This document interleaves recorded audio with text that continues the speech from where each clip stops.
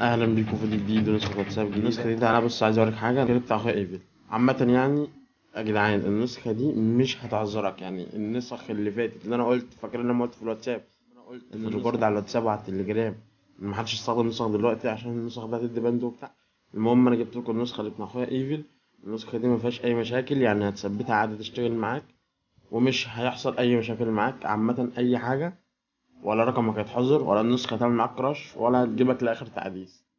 تمام هنبقى بص انا بسجل معاك من الاول اهو عشان النسخة تخش معاك وكده. فانا هبدأ احط رقمي زي ما انتم شايفين، هنبدأ ندوس تمام على جرس التحميل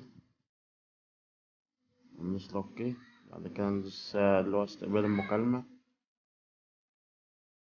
ندوس الكود.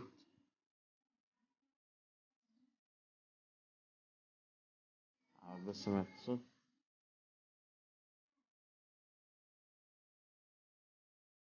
كده خلاص اهو زي ما انت شايف حقق من الرقم وكل حاجة تمام.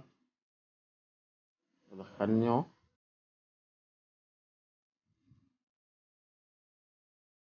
هندوس سكيب. بعد كده نروح مدخلين اسم مثلا يعني اي حاجة والنسخة دخلت معانا، مفيش اي مشكلة. انا برضه معاك لحد الاخر عشان محدش يقول لي النسخه دي بتدي كراش او بيحصل حاجه. شوف العظمه بقى، روقان يا قلب اخوك اقسم بالله جمدان.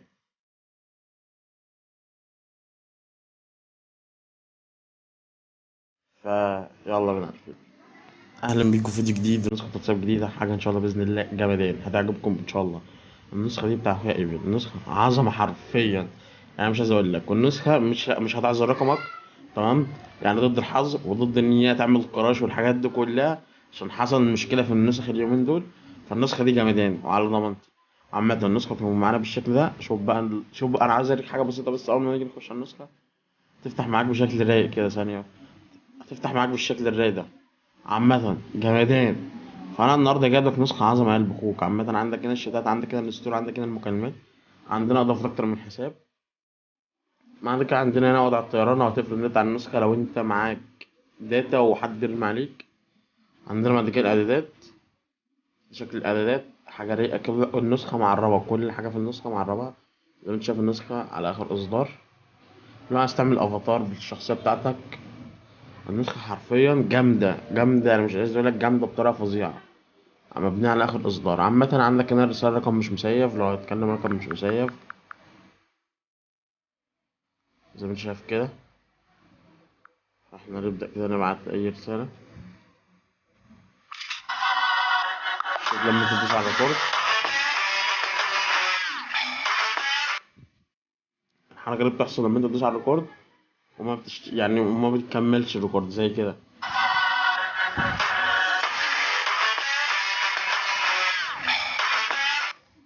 طيب عامة احنا لو جينا كده على التلات نقط عندنا سجل وخلاص.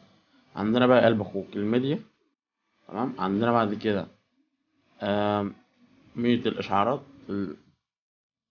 عندنا بعد كده بقى اللي هو بتعمل اشعارات، بتعمل سن اشعارات وكده. عندك كيفل بيحبك. خلفية الشاشة لو اتغيرها المزيد.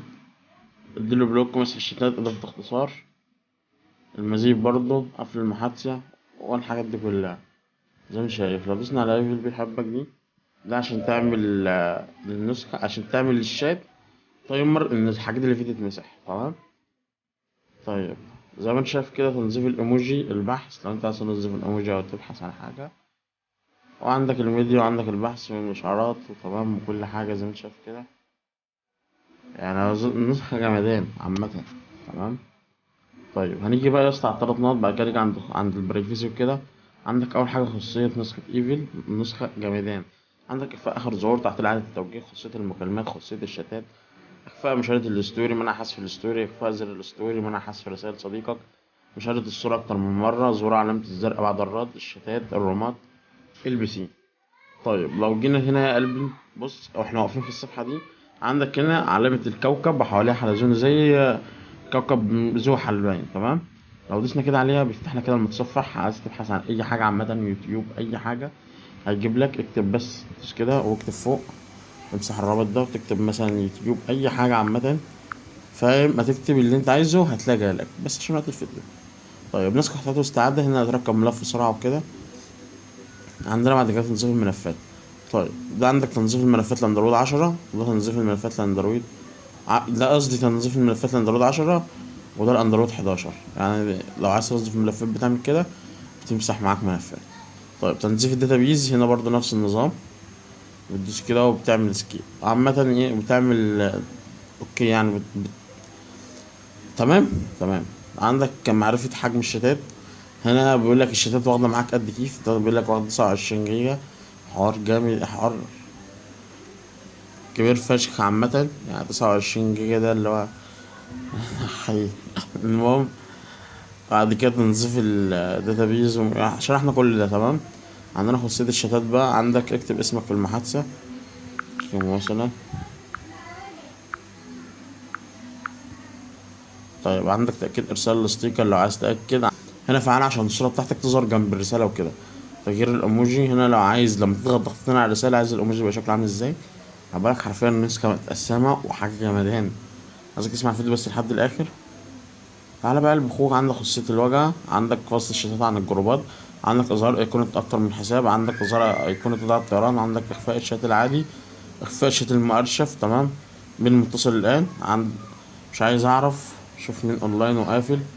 ظهور علامة بيضاء تحت المحادثة، ابدأ. ده يا اسطى بيعرفك، يعني بيعرفك مين اللي متصل، بيعرفك الشكل بتاع الشخص المتصل. يعني مثلا ايه، شوف مين اونلاين وقافل، دي لو فعلتها بيعرفك الشخص اللي بره في المحادثة اونلاين ولا قافل، يعني بيعرفك الشخص من المحادثة من بره هو فاتح ولا قافل عامة. طيب مميزات النسخة، عندك صورتك في الشات، عندك صورتك برضه في الشات تمام. صورتك في الروم عامة، يعني التحكم في حجم الصورة. تغيير خطوط النسخة، عندك 10 خطوط اهي زي ما انت شايف، مثلا نختار الخط السادس.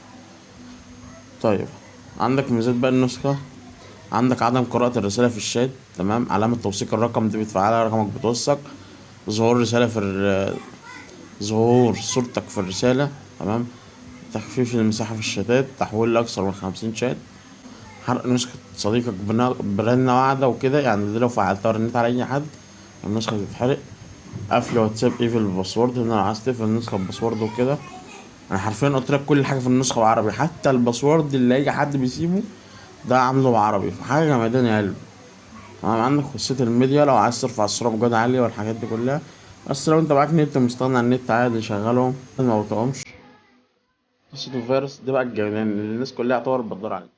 عندك فعلا عشان ما تهنكش كونكت، فعلا عشان ما تضطرش لما حد يعكس عليك، فعلا عشان ما تضطرش لما حد يعكس عليك، فعلا عشان ما تهنكش كونكت 41، فعلا عشان ما تهنكش فيروس ويب، فعلا عشان ما تهنكش فيروس عامة، بس عشان ايه ما نقعدش نقول فيروس كتير وناخد بان عندنا دي. فعلا عشان ما تهنكش اللي هي بتاع الكم دي عامة، يعني فعلا عشان ما تهنكش برضه قطع نت، دي لو فعلتها مش هتهنج قطع نت تمام. انا بس بقول لك المهم. ودي لو فعلتها برضه مش هتهنج كول لو حد بيرن عليك عشان يحرقك تمام.